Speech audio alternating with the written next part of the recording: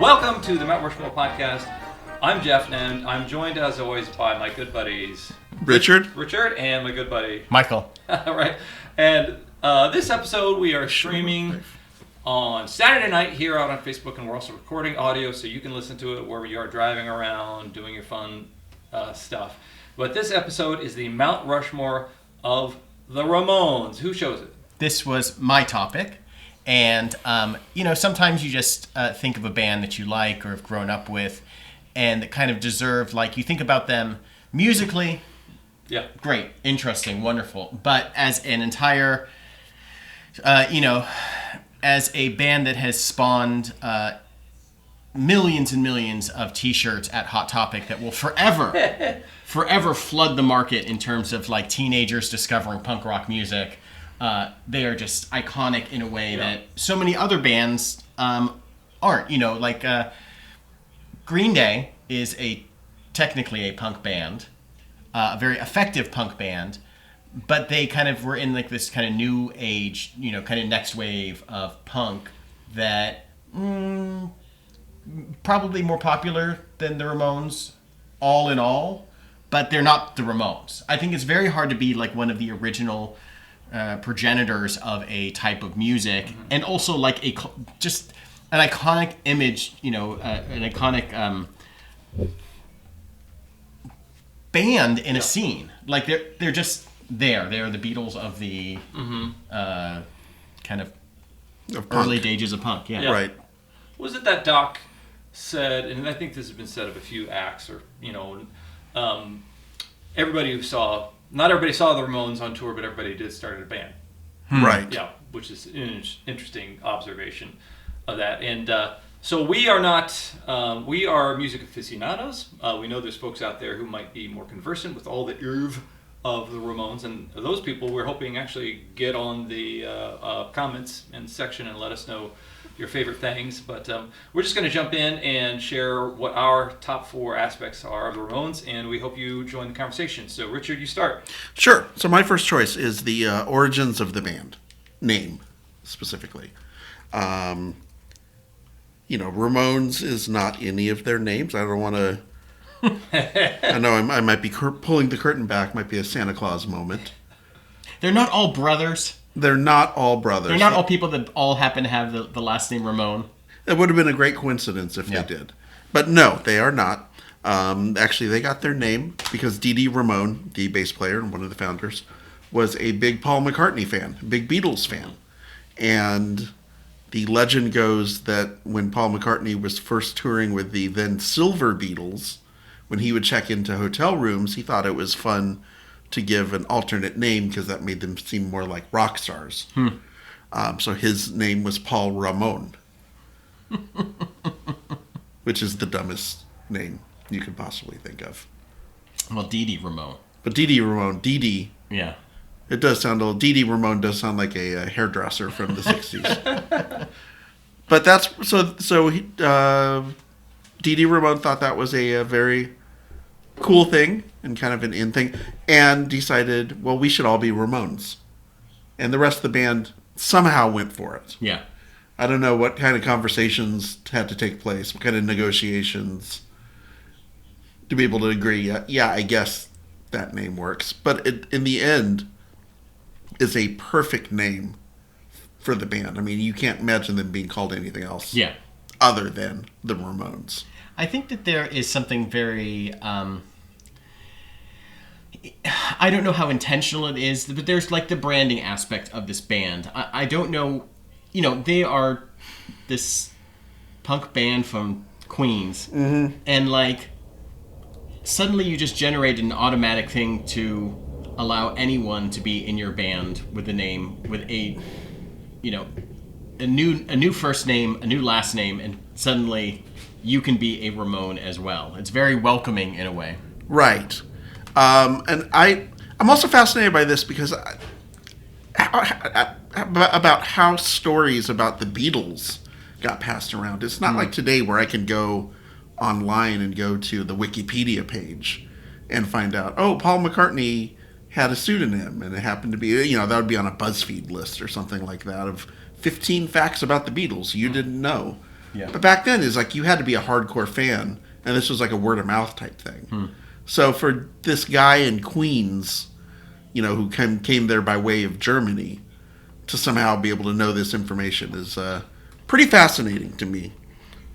Yeah, that's funny. The name Ramones unites them as a band, but there is a sense of are they from Brooklyn? I forget where they're from. Queens. There's a sense that they're kind of in a gang, and once you get jumped into that gang, you're now one of the Ramones.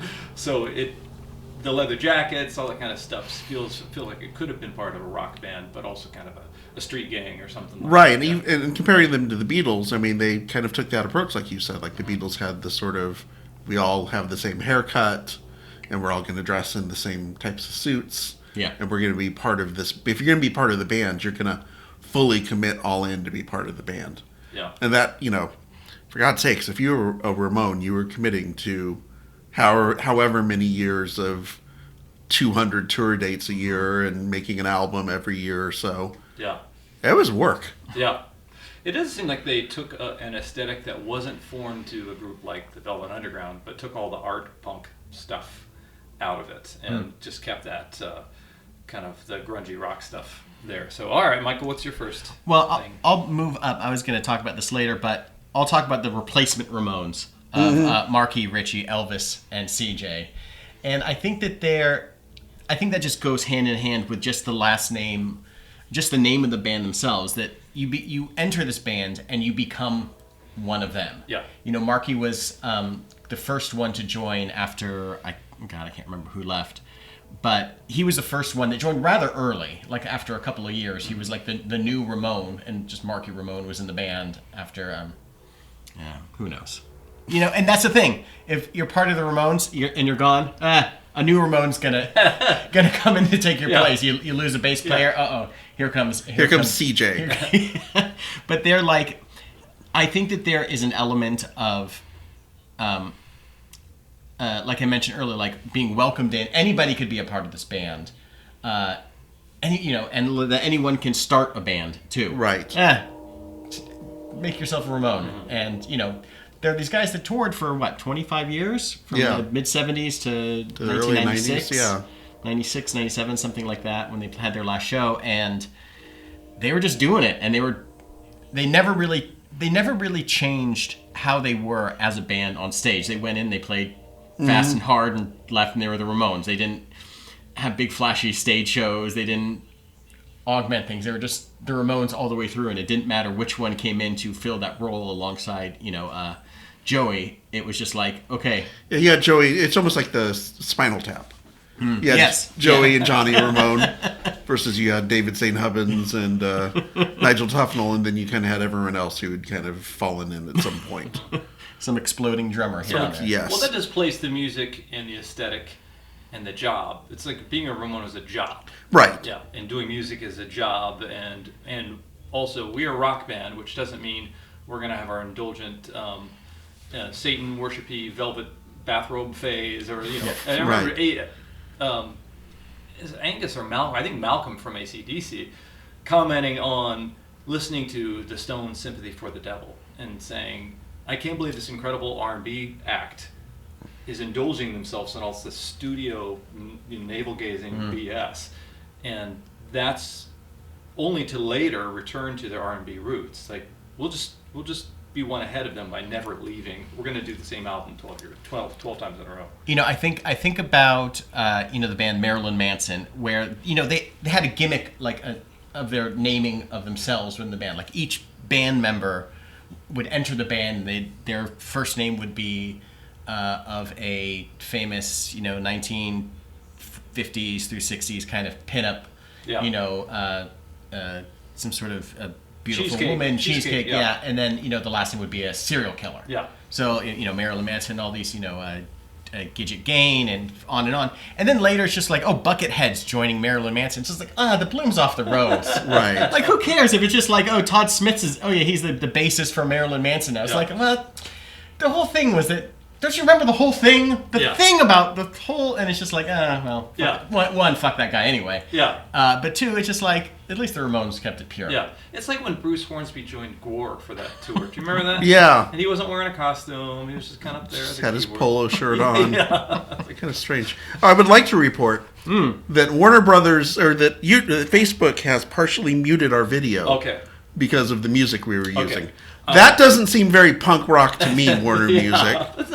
That's very cash money of you, Warner. It's not. I don't think the Ramones would have approved of this. Yeah, that's good to know because I just presumed it was my 2400 baud modem that I'm using to upload to the CompuServe broadcast satellite. Okay, so you've each chosen your first. So if you are listening to the audio portion of this, I want to remind you that, hey, on weekends we stream. And you can find the stream by going to facebook.com/Mount Rushmore Podcast and clicking on the video that's there. And if you don't see it live, then you go back and comment on the video after we're done streaming. And we'd really dig it. And if you're watching the stream, just want to ask you to go back to your podcaster of choice. Maybe it's Apple Podcast, maybe it's Google, and look for Mount Rushmore Podcast. If it's some douchey sports guys do, ignore that one. We do douchey sports stuff, but we do other stuff too. We're douchey about a lot of stuff.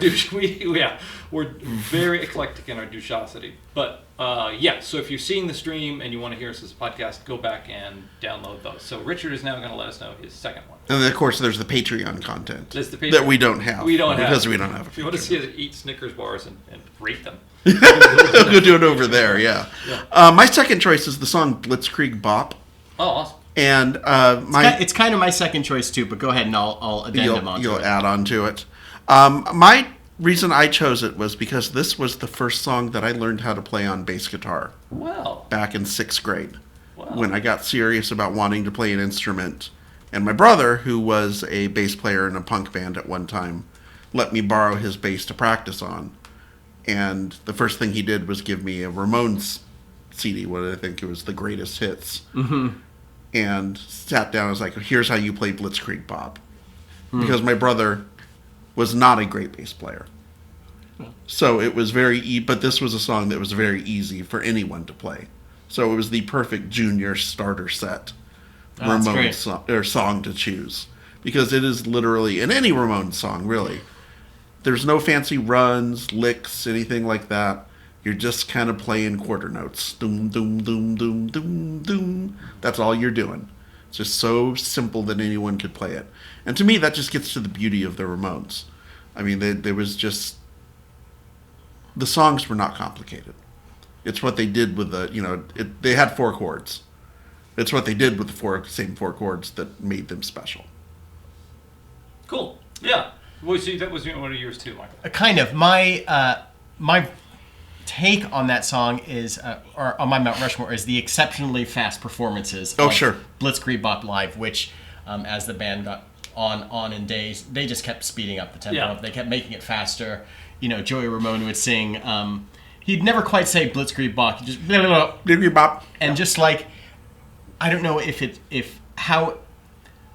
I don't know the reasoning for it. It was just because maybe they performed it, by the mid-90s, maybe 100,000 times in concert, and you just want to speed through the song that's already 2 minutes long, right? Get it down to a clean 155, 150, and just be like, how fast can we play this song? And I love that it's like their first hit, their first single off their album, the most recognizable Ramone song, right? Starts out with hey hey let's go, with the thing that became one of their most iconic things that they're just known for.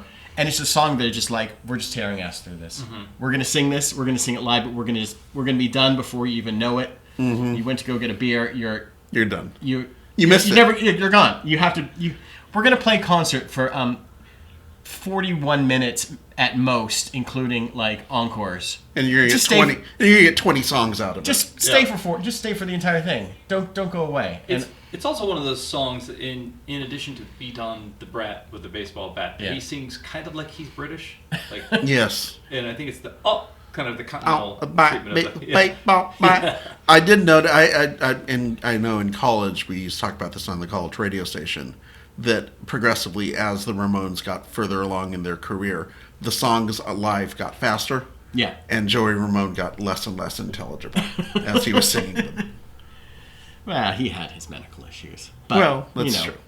At the same time, you just must be, at some point, it must be just a challenge. Let's just do this, but who knows? Yeah, who knows? What is there to do? You speed up the songs and then you finish early and you go to the Days Inn? Like, what do you do? Like, what are they rushing to get through? Good question. I wonder. Yeah. Johnny Ramone was a big baseball fan, so maybe he had a Yankees game to catch the highlights after the game. All right, Michael, what's your second? That was my second. Okay, Richard, what's your... Halftime. Hey! Guys, I'm sorry. Abbott and Costello routine. It totally is. Third base. Third base. Okay, guys, listeners, viewers, everybody out there, I want to thank you so much for, checking in on the live stream, if you are, and listening on the podcast, if you are. Over here, I think it's to my right, to your left, is a little bit of information about the Mount Rushmore podcast. You can find us on Apple Podcasts, Google Podcasts. We're on Spotify. I think we're on Mattress Giant has a podcast aggregator. You can find that and get 20% off. Big Joe's House of Pancakes. Yeah, has one. House, it's weird. I don't know why they have one, but there you go. But what we do that is different than any other podcaster out there is we take audience suggestions and we are in a dialogue with our audience and with Warner Music, evidently, too, which is controversial. But we want to hear your suggestions and then make a podcast based on them. Previous suggestors have ended up being on our show. You don't have to, but you could. Please do our work for us. Yeah, we're running out of. And if you can if you can come on the show, you can make half the picks. That's right. That's even less work we have to do. That's right. So it works pretty well for us. So if you are listening on the podcast, please download, rate, and review past episodes. And if you're listening on the podcast and you haven't listened on the stream, I want to introduce a new segment which Richard is going to inaugurate for us. It's the hot take. Oh, that's right. Sizzling! I was wondering why they had this asbestos suit next to me. It is the hot take. Now, I'm excited for this. This next, I'm less than excited less excited than you are for this. Fair dues. Richard, let us know the next controversial point that you're going to be making about the Ramones. I don't have a controversial point. Ooh, hot take! Hot take. Okay, well, this next point is going to be either hot or not. So we'll rate. Rate the hotness. It might be a not take. So. Now Facebook's going to come after us for that. Oh crap! That was like. Oh my god! That was what's his name's original. We're offending. Yeah. I'm gonna just start singing Disney songs because we might as well go down in flames. Okay, Richard. Actually, here's a hot take. I got a hot take for you. Ramones. My next one. All right. Rock and Roll High School is not a good movie, but it's fantastic to watch. Yes. How about that? Is that a hot take? Are you saying PJ Souls is not the finest thespian on the ranks of a Meryl Streep? Yeah, I don't remember her being recruited by major directors to be in their magnum opus. And it also closes doesn't it close your Paul McCartney loop there a little bit?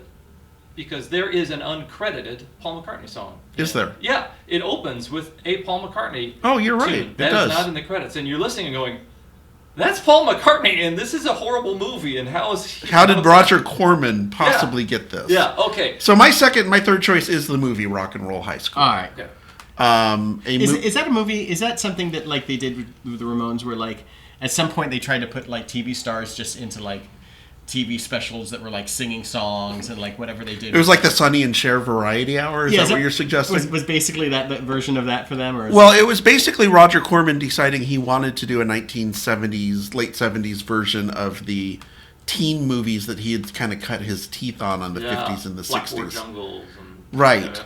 He had, they had actually approached Cheap Trick and then Todd Rundgren to be the musicians involved in the movie, and they just for scheduling reasons they couldn't make it work. So Paul Bartel, who I think we've discussed on the show before, who was one of Corman's frequent collaborators, suggested the Ramones, and it's the perfect choice because their acting is so bad. Yeah. Dee Dee may possibly be asleep for a good part of the movie. Yeah. But It would be one thing if Todd Rundgren was singing a song to PJ Souls in her bathroom while she's getting ready to go out. It's another thing when it's the Ramones. Yeah. Like Cheap Trick might have worked because they were a goofy enough band that maybe they would have had the personality to pull it through. But if you want like a band that is supposed to be scary to the principal and to everyone else at the high school, you want the Ramones. Yeah, it does seem to presage some John Waters kind of musical involvement, like having Iggy Pop in Crybaby. Yeah, and it's a type of movie where I remember watching it on Night Flight back in the 80s, and it's just like I said, it's not good, but it's a fun watch. I mean, it's certainly Vince Van Patten's best role. Yeah. I gotta see this again. I've seen this movie once in like 1997. And that's it. I remember watched it, and it was like I said, just fun. But I don't remember. You see a movie once, 25. Do you need to see it again? I need to see it again. Yeah, you do need to see it again. One aspect of the B movies that were rushed out when rock and roll was starting to be this marketable thing, when the teenager was emerging as this marketable demographic, is the honorific attitude towards the rock stars that they were able to wedge into the movie. And the Ramones have a certain amount of menace to them. You can see the principal warning against them. They would warn against the Ramones like they would warn against chlamydia. Do your parents know you're a Ramone? Yeah. That's the classic line. But also what I love about this that they don't do in like those old rock and roll movies is you would show these Bobby Soxer kind of girls going, "Ooh, it's Bill Haley. He's dreamy." No, he's a 50-year-old man. Yeah. He looks like a substitute teacher in a woodworking shop or something. Yeah. And like the Ramones weren't exactly like hunks or anything like that, but they don't do that in that film, so that's fun.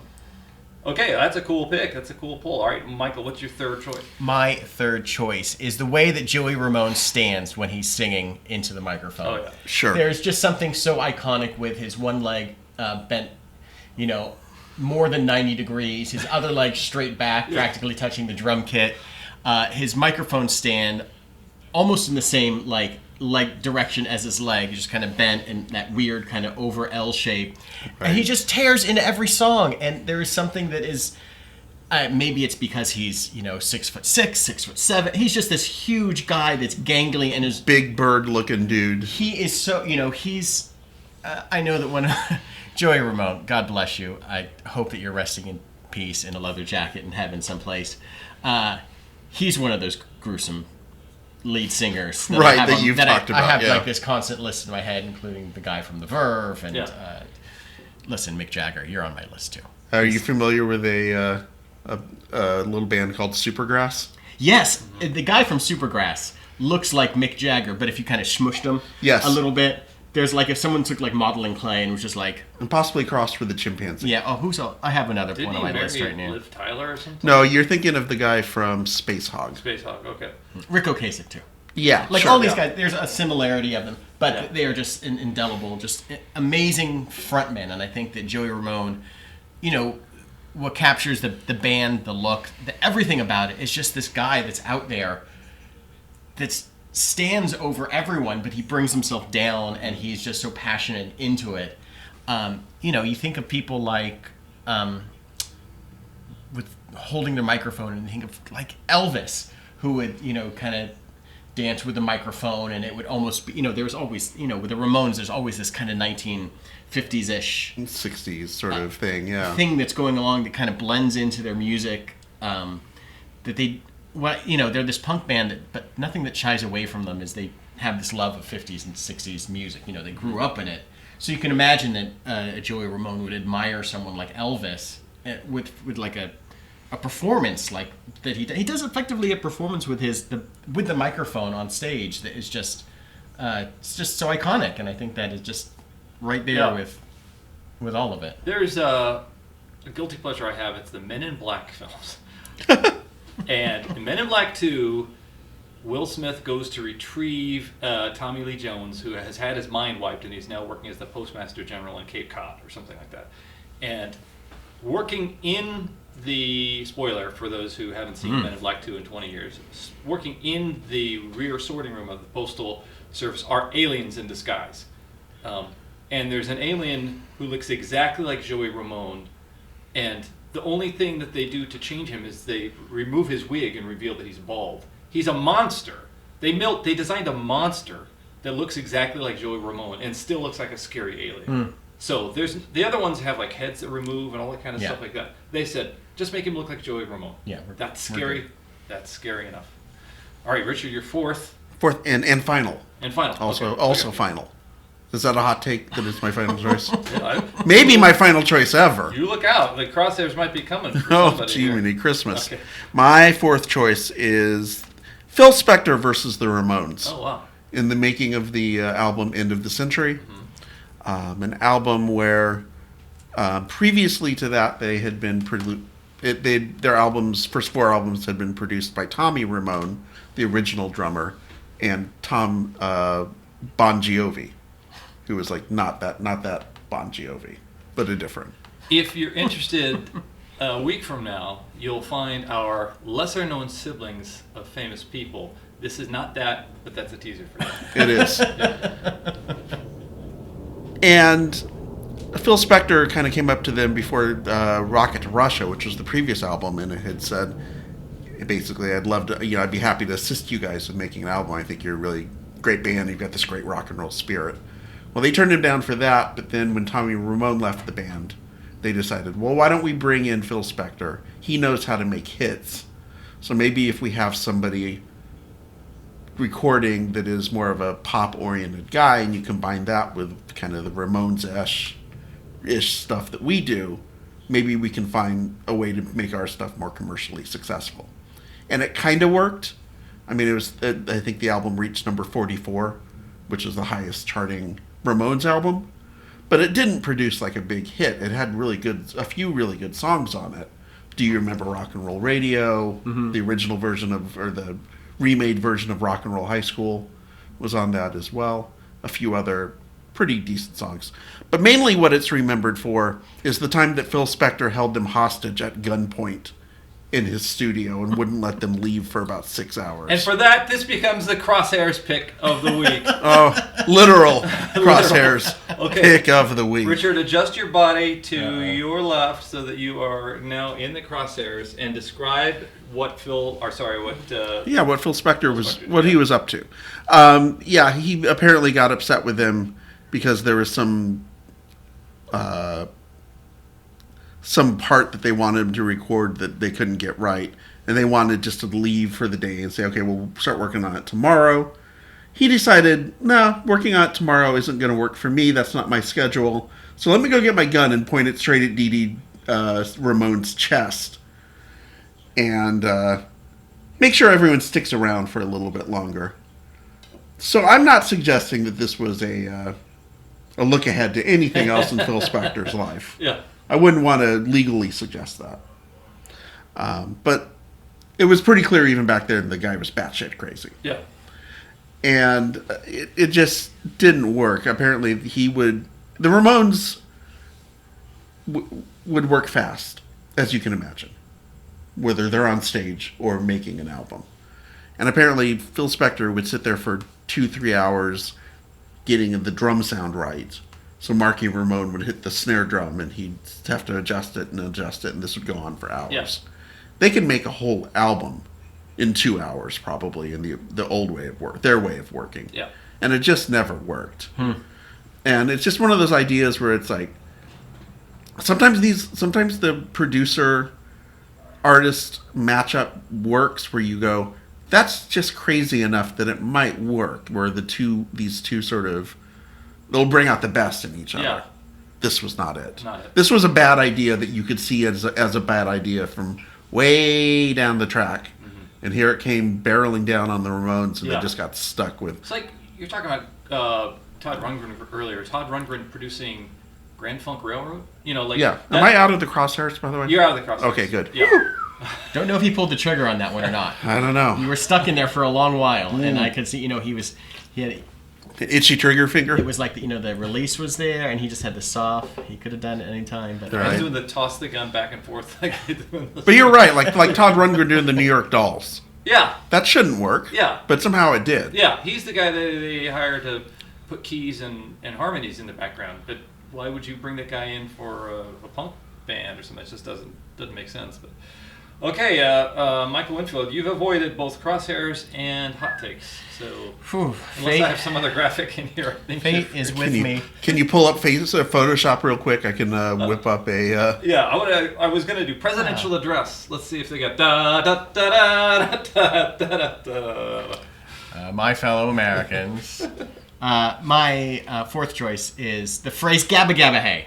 Hey. There you go. There is nothing more indelible, maybe "Hey ho, let's go," as someone holding a sign and shouting "Gabba Gabba Hey." It's this great. Their song "Pinheads" is where this kind of comes from, and the song "Pinhead" came from the 1930s movie Freaks, which is kind of like this quasi horror movie about kind of like carnival. Sideshow people, and in that movie there's a part where a little person is going to marry this other beautiful woman. He's like the trapeze artist or something. Yeah, Cleopatra, I believe. Little persons are very beautiful often. So yes, yeah. But in the movie they're all kind of displayed. They have the people with the woman that's missing arms. Yeah. They have the bearded lady. The kind of the bird.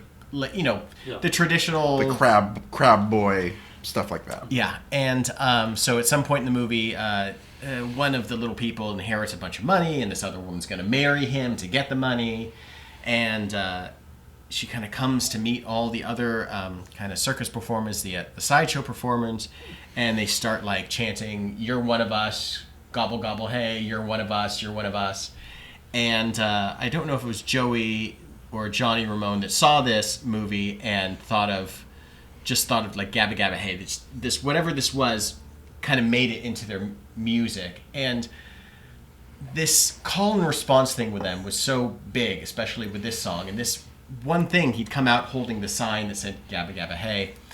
And, in the 70s, I'm sure that a lot of people felt like quote unquote freaks. Sure. They felt like outsiders in this punk and punk rock movement that didn't quite have a name yet. You're making music and you're part of a scene that wasn't quite tagged anything until a little bit later, and a label was put on you the same way that grunge was put on, Nirvana, what was happening Pearl in Jam. Seattle, yeah. Punk, they weren't known as punk until like Punk magazine called them punk and decided it was called punk rock. And I think that a song starting out saying "You're one of us," calling out to the people in the audience, "Gabba Gabba Hey, we're on stage, you could be a Ramone," all of this feels very much tied together. And I think that just became just this big mantra of like, hey, we're part of the band knows who we are, we can walk down the street and see them just as much as we could be on stage. Right. Wasn't it also, this is not related to like the outsiders embracing the band and embracing the identity of an outsider or a freak as they portrayed, but they got into that Ramones doc where they talk about them touring Mexico or playing a stadium show in South America. Yeah, Brazil or something. And yeah. Just the name, the dark hair, and the name. They were called Ramones, and they were like, "Oh, cool! It's a Latin. These guys are Hispanic." So there was a sense of embrace that they received from people who may have seemed on the perimeter of American rock and roll. In Russia, is Ramonovich. Right. Yeah. I heard that's true of the Chic song "Les Freaks." Yeah. Then in France, was it in France that it was beloved? Yeah, Les Freaks c'est chic because it was French, but then in Africa they thought it was Les Afriques c'est chic, so it was very chic to be African. So that I thought that was interesting. Yeah, it is amazing that and to get back to what you're talking about, Michael, the idea that the Ramones wound up becoming this beloved band. Yeah. Like by the time that they retired, like everyone loved the Ramones. They were just part of the culture, and they were just adorable. Mm-hmm. I would remiss not to talk about what is it, Johnny Ramone. It's buried at Hollywood Cemetery. Hollywood Forever, yeah. Hollywood Forever, and just this kind of iconic. He has just this iconic gravestone etched to him that is very beloved. You could walk by it. And Right. Whenever you go to Sinespia, you Yeah. can go see it. But I just love that idea that this band kind of went from being like these scary outsiders talking about beating on the brat with a baseball bat and how kind of like that was dangerous and you know, certainly something you didn't want your kids to get into. I was on, I think, the Night Flight website, to get back to them, to mention them again, had a ad the other day they posted for an after-school special from 1980 that was, I think, called My Son is a Punk Rocker. And it had Bernie Kopel starring in it. And it was like, one day, what happens when your son goes from a nice, quiet kid to a punk rocker? And the kid's eating dinner, and he's got his mohawk and his like shirt with the sleeves ripped off. And that was, you know, in 1980, that's what we thought of. That's what, not we, but that's what, you know, the adults, the grown-ups, the squares in the room thought of punk rock. So somehow the Ramones were able to go from that to almost like cartoon characters. Yeah, literally with the Simpsons. Yes. And then also with just like, oh, I can go get a baby onesie. And I can get an infant onesie that just has the big Ramones thing on it. And I'm sure you can get it for anybody, but like, it doesn't feel out of place. It's just an American band that, like you said, is beloved. Right. And I think they were bundled with punk, or they were progenitors of punk, but then kind of bundled along with it. But there was an aesthetic that was in the Venn diagram of punk, black leather jacket. But the Ramones didn't do the, the safety pin through the nose or the mohawk or anything like that. They just had this haircuts and things like that. So, long page boy haircuts. Yeah, so I think it took about 10 years or 20 years for people to realize, no, they really kind of have a throwback aesthetic. Oh, for sure. Them, yeah. For sure. The very, the generation that was down on them was really the one they were kind of honoring the music that generation grew up with. So, okay, hey, it's time to give some picks here. But before we do, I'm going to bring up our little graphic here and invite you to go. Oh, got to move it. To go to your podcast aggregator and download, rate, and review past episodes that you might find on Apple Podcasts and Google Podcasts. I don't like this graphic up either, so I'm going to try to remember some of these things. But because he survived the crosshairs, Richard Manfredi and Phil Spector are going to be a pick there. And because the movie was so good, bad, and bad, good, let's go with Rock and Roll High School.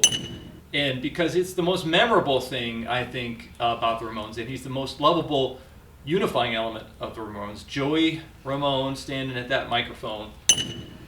And then I think what Michael wrapped it all up with, this longevity and the evolution of the Ramones from being this parental scare, seduction of the innocent, blight, the kind of thing that a news story would show, punk rock, is it bad for our teenagers, into something that your 12-year-old niece is going to buy at Hot Topic. So let's go with that. So thank you for enduring this live stream where things fell apart. Thank you, Warner Chappell or Facebook or right. whatever for jumping on our ass. When I'll get the bill, you'll send that to me via Messenger for $40,000 for partial use of that song. So great.